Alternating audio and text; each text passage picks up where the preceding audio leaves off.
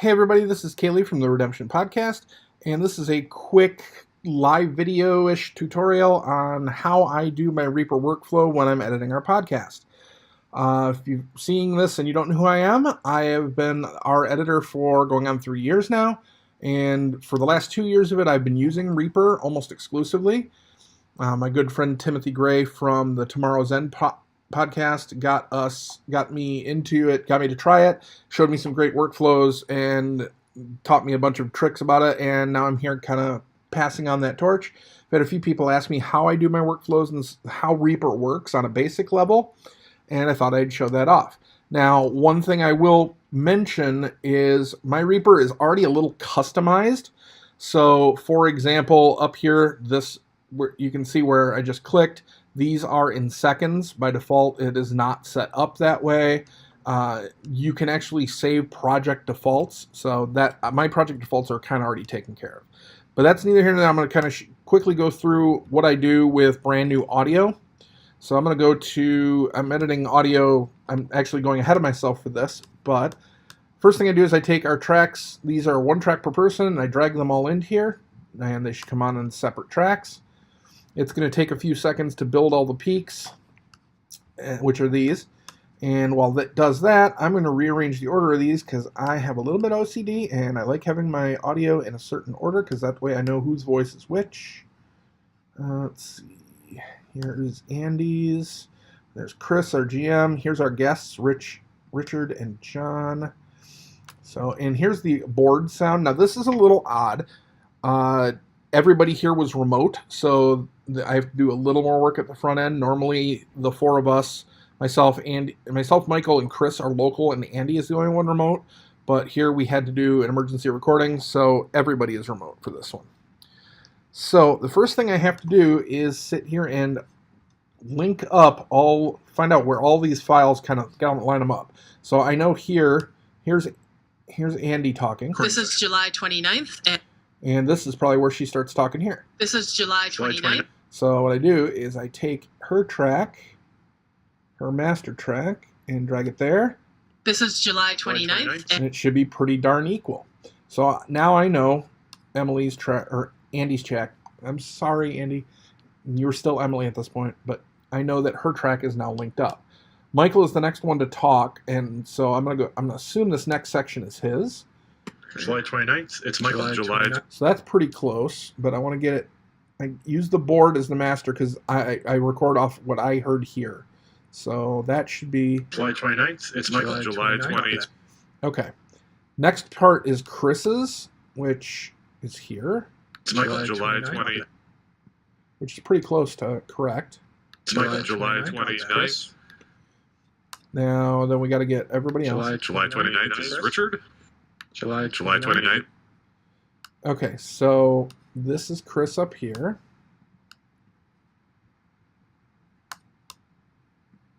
July 29th. This is Richard. July 29th. Okay, so there's Richard. Is that his first attack or second? July 20th. So let's bring him down here. July 29th. Sometimes it's easier if you mute other tracks when you're doing this step. So I'm going to do that right now to John. July 29th. Richard. July 29th. This is Richard. July 29th. This is... Okay, so that tells me that Richard had a bit that did not transmit to our side, so I'm going to line him up here. July 29th. This is Richard. There we go. And now I'm going to bring John back in because he was down here. July 29th. This is... Oh, not quite. July 29th. This is John. All right. Excellent. John, just as a note, your audio was a little quiet the last time we recorded. Okay. So, next thing I do, and I cannot stress this enough, is you need to save. You need to save. I hit Command S constantly when I'm editing. Almost every change I make, I hit Command S and I save it. Because if you go do a bunch of save things and you screw it up, you don't want to have to go back and undo everything. So my pattern here is our raw audio goes in our audio file under the session number, so session 36. When I go to edit it, I do this. I change it to session 36 R1. I tell it to create a subdirectory for the project and to move everything to that project directory. So later on, I will go back here and say, oh, session 36 is empty. I can delete that folder. I've already edited that audio. And then you'll have a lot of things like here, session 35 hour 2, session 35 hour 3, and you'll be able to see that easier. So I'm going to hit save. It's going to quick move all that data. And we're back. So it was that fast. So next thing I got to do is I got to go through here. I leave the board alone because at this point it's a reference point. So I am actually going to mute it and kind of shove it up here out of the way. But I take everybody's audio except Chris's track. And the next thing I do is I trim it. I trim out all the silence so I can. It's better for me, and I just saved. I don't know if you saw that. It's better for me if I do that because that way I have a visual cue of where everybody is. So in Reaper there is a item here under Action menu, Actions, Auto Split, Trim Items, Remove Silence. So I'm going to hit Run Close. The threshold is here is what it treats as silence. So if the audio signal level drops below negative 23 dB, it knows it's silence and knows to start cutting it. I tell it to ignore any silence shorter than 1,000 milliseconds. That cuts down on pauses, usually, in the middle of people's phrases. You can set that a little higher if you'd like. This is pretty much what works for me. This is very important for me. It fades in and fades out the sound. So it sounds much more natural. There's not a hard cut in of the person. It gives it a half-second trail in and trail out, and it fades the audio, so it's kind of nice that way. So I'm going to tell it to go ahead and process it. Now, this is going to take probably a minute, so you could probably get a bottle of water or whatever it is while this processes, because I literally can't do anything else. It's just going to sit here and do it. So we'll just sit here. I'd play some music, but if this ends up on YouTube, they'd probably cut it out because of marketing and such. So, I know what I can do. I can play some Redemption audio. This is Christopher from the Sharkbone Podcast, and you are listening to Redemption, a proud member of the RPG Academy Network. Okay, we're done. So that wasn't as long as I thought it was. So now you can see here we have a bunch of disparate audio pieces. You can tell where people are talking over each other, and my next step is, again, save. You can actually tell if you've made changes, because I'm going to move this. It says modified right here. And you hit save, that goes away, so that's important. Now the first thing I'm going to do here is find where this starts. John, just as a note, your audio was a little quiet the last time we recorded, so if you want to... Okay, so let's see. Usually if it's just us talking. If it's not anything important to go into outtakes, I just ignore it. Chris is usually who starts off the session. Do you remember how many light side and dark side points we had? Nope, we should probably roll for that. We had 8 light side. Actually, we did have 8 light sides. So. Wow, we're at 2 and 5. So I'm going to be that guy. So we have... Where did we leave off? This is a problem. Sometimes, because we play once a month, sometimes we forget where we leave off. But what I'm going to do here is just show this. So I'm going to take this. I'm going to copy, just kind of do this. Select all of this stuff. Because I don't need this. This isn't going to get rendered. And I just screwed that up. Undo. Drag it out. I'm just going to hit the delete key. I'm going to delete everything up until that point. And again, I'm going to save.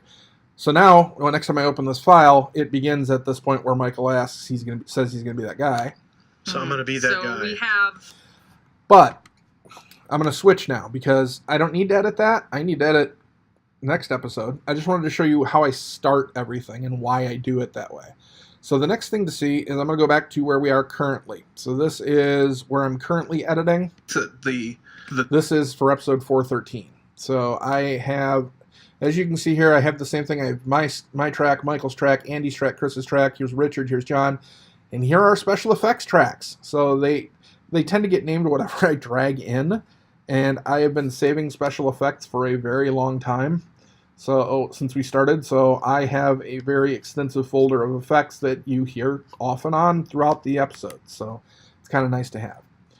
So I just sit here and go through it. A long way back. Well, we are quite busy, but we'll see if we can whip up a couple of box speeders for you. Okay. This is not a great place for me to edit, but I'm going to continue doing it. What will happen quite often with us is we will do something and then it won't work Usually we keep the exact same story, but here we were playing with voices.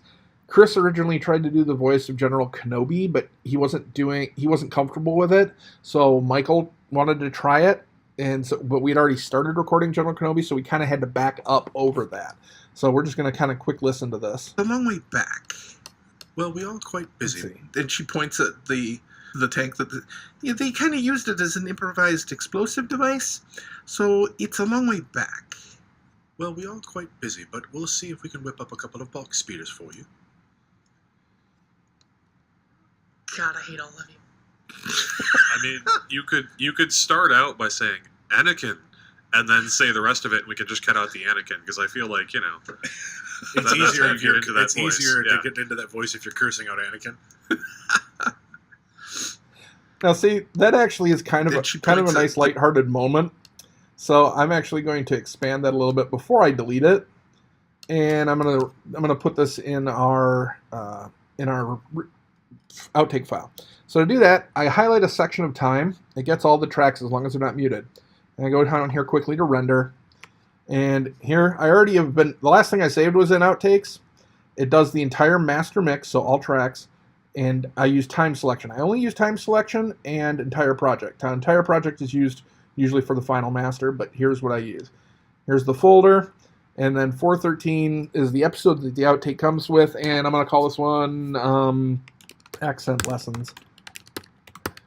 And just going to have that quick render it, and then I come back, I save, and I delete, and I pick up right where I left off because I want to find where the response to Carell's comment here. Yes, after a little while, they can get you a couple. Or are you going to retry I'm again? going to try one more time. If you do that, you have to do the greeting too, by the way, because Chris did it This is me when Carell worked out. having us go back. I was not aware you were So. here. Blah blah blah. The little interaction that we just had. So, do we want to start the scene over, and you want to try it? Let me just see if I can get into that space. All right. Because Now I'm hearing it in my head. here's a problem, and I'm but just going to use this as a having learning difficult time lesson. translating. I'm going to delete this. Michael, during session 35, was off his mic a lot. And we didn't catch it while we record. Normally we do because we're wearing headphones and we can tell. We did not catch it. So as you can see there, his audio level, even looking at his waveform here, is really, really small. So if you listen, That space. All right. Because I'm he's talking, but it's only picking up the echo here from Chris's microphone because, as I said, sometimes we record locally. So I can actually drag this back together because it's non-destructive editing and bring his audio back. All right. Because I'm hearing it in my head, Unknown caller. but I'm having a difficult time. I'm sorry about that. I had a phone call and I had to interrupt. So, as you can see, we're adding. I had to edit out a lot of dialogue there. I did that while I was exporting the first part of this video, and so now it goes right into where I want it to go. Erupt, but Get step into in there. Yeah, and Carell actually is trying very hard not to smile at him, but she stops and salutes Kenobi. I didn't realize they were sending more forces here. Again, we have Michael way too quiet here, so I'm actually going to jack up his entire track. I select his track and then I hit V, and I can bring up the entire audio volume track. I'm going to bring it up about 5 dB or 0.91 dB, 5%. Realize they were sending more forces here. Now I do have compression turned on, so when I export, it's not going to be too disparate, but I prefer to hear it correctly. So, I'm going to just do this real quick because this is getting to be kind of a long video. Another beautiful thing I love about Reaper is the plugins. So you can have things like compression down here or the EQ, and you literally can drag and drop it to a section of audio, or you can actually add it to an entire track. So for example, if I needed to EQ Mike's audio here, I could drag and drop it here. It would pop up the configuration, and I could really bass boost him, and then you'll hear As they were sending more forces here. and maybe that's a good sound for Obi-Wan Kenobi and when Mike's doing it. I'm not sure. But the nicest part is I use a lot of what are called FX chains, and those allow you to stack effects. So if you've heard our show, there's quite a few times when people are on their comms talking to other people. Well, I have a lot of these down here. So here you can see, here's a Basilisk voice. Here's a Chris's default audio, actually. Here's clone troopers. So if I want to have Mike sound like a clone trooper, I can just drag and drop. See, it puts all of those pre-configured into place. And then when I play it back... I didn't realize they were sending more forces here. And it's as simple as that. Now I can undo it by just Command-Zing a few times. Or I can actually hit F2 to go into that track, take the FX, and remove them. I've already removed them, so there's nothing there. Another neat place in the track, the item properties, you can do pitch adjustments, playback rate adjustments, change the volumes, you can pan. So there's a lot of... The thing about Reaper is there's so much you can do with it. I mean, I barely scratched the surface of it, and I use a lot of it. It is a very powerful tool. There are a ton of great videos out there. Reaper TV, if you check it out on YouTube, he has some amazing video tutorials. They're mostly geared around music production, however. So podcasting's a little bit different.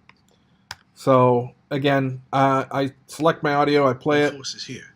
Well, Master Thal sent me. It's kind of a secret type mission type sort of thing. I'll actually It's very edit good ahead to a little see you. bit if I You see were this a is wonderful going on. distraction. A wonderful distraction. I thought you were the distraction. Well, fortuitous. Here's an interesting thing that I've seen. Chris is learning this right now because Chris is learning to edit. He's doing some side episodes, and one of the problems Chris had is you got to be really careful when you cut out pauses between dialogue. You really want to listen to the dialogue and think to yourself, does this flow normally? Because the worst thing you can do in an actual play is get really choppy fast audio, because people are not going to listen to that. And some people listen to these podcasts at 1.5x, and it's just a rapid fire machine gun of noise at that point. So it's a really good idea to just make sure that your edits are not too tight. Like this. Distraction. I thought you were the distraction. Well, fortuitous how it works out. Well, nonetheless, Now see, I could here I'm use making a favor, judgment call. Mike's little, well, doesn't mean anything, so I'm just going to get rid of it. out. Nonetheless, And I'm going to cut that out a little bit more so it sounds more natural. works out. Nonetheless, A little bit more. out. Nonetheless, I could use a favor. I don't always cut out ums. This time it was conversational. Carell was obviously pausing for thought there, so I leave it in. I could use a favor. Our ship is about 20 kilometers back, and our speeder, and she points at A the... favor. I'm going to cheat here. Again, I'm going to move this audio a little bit. I'm still going to leave it overlapping here so you can tell that Mike's cutting me off, or Obi-Wan's cutting me off. But here I'm going to kill Chris's audio track, just that piece of it, because you can hear the echo of Mike's voice in that audio track. And if I leave it, you'll be able to tell if I moved it. speeder, and she points at the... A favor. Okay, I didn't cut enough off, so I'm going to move it back a little bit more. Again, non-destructive editing, so I can actually put it back if I want, and you'll hear it. Our speeder, and she points at the... A favor.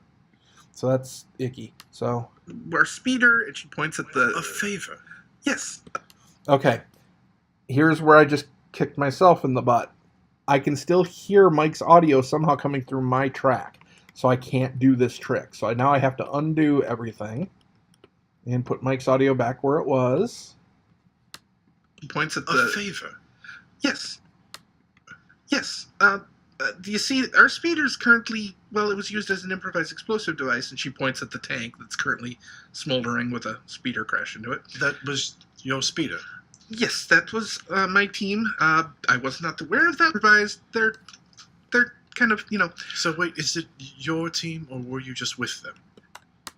Were you just with them? well, they're... Was this your plan? No, it wasn't my plan. So here was, I cut out a little bit of a pause there, and I see there's going to be another pause here, so I'm going to trim it up too before I start playing again. After a while, you get used to your flow, and especially when it's my own dialogue, I can remember enough of it to go, okay, I'm going to talk for about 15 seconds here, so I can let it play and go ahead and do other edits so I can speed things along. Were you just with them? Well, they're... Was this your plan? Yes, actually. I have to say I'm quite impressed. We got It was so not and my they're plan. bringing the rest of the Twi'leks that were... Were Wait a you minute, just hang with on. them? Well, they're... Was this your plan? Yes, actually. I have to say I'm quite impressed. We got and they're bringing the rest of the Twi'leks that were on I'm going that to cut side that over little here to join stammery the bit group. because I don't really like it. I'm quite impressed. They're bringing the rest of the Twi'leks that were on that side over here to join the group. That's the I last do a lot them of right this where I'll cut out little pauses that break up the thought. I do this a lot with Chris. Chris is a great GM, but to get his thoughts correct, he will pause a lot and then speak, which is great. But those pauses have to be cut out. Otherwise, he will pause and a lot. It's his weakness, but it's also his superpower because it lets him consider what he's going to say. So his words don't need to be chopped up, but I usually have to cut a lot of silence for him. Side over here to join the group. That's the last of them right now, trickling in. But we need a ride to get back to our ship. Do you have a speeder or a speeder bike? Borrow? About a half hour? Well, we are... Speeder bike I could borrow? About a half hour? Well, we are quite busy here, but I see what we can whip up. We may be able to get you a couple of box speeders. Would that suffice? That would be fine. Just need to get back to the ship and then we can bring them right back. Could also have one of the gunships take him and drop him off. 'Cause there's several of those. That'd be like a 3-minute flight. I'm sure we can arrange for... Now, I do this a lot too because we are an audio drama. I tend to cut out a lot of the table talk. So here we have Chris giving, because Mike is playing an NPC, he's playing General Kenobi. Chris is giving him some information he can use as that NPC, but he basically lets us play with the NPCs as long as they're going in the same direction that he has planned for the adventure. So here we go. I'm going to cut that back out. Them right back. I'm sure... I'm going to cut that a little bit tighter. Them right back. I'm sure we can arrange for a ride. Well, that would be wonderful. And Krell turns and waves. For a ride. Well, that would be wonderful. And Krell turns and waves the rest of the group over. Thank you very much. Is there anything else I can do to help before we leave? I believe we've got everything in. So again, just cutting out silences. Before we leave. I believe... There's a little bit more silence in here because, again, this is something we recorded remotely. Everybody was remotely. When we're here together, it's usually a lot tighter. So I don't have to do that much editing. Usually only Andy's track needs to be edited. And then sometimes I have to edit it so we don't stomp all over her audio because there's about a half-second delay using the internet. I believe we've got everything in hand so far. See, I cut something off there.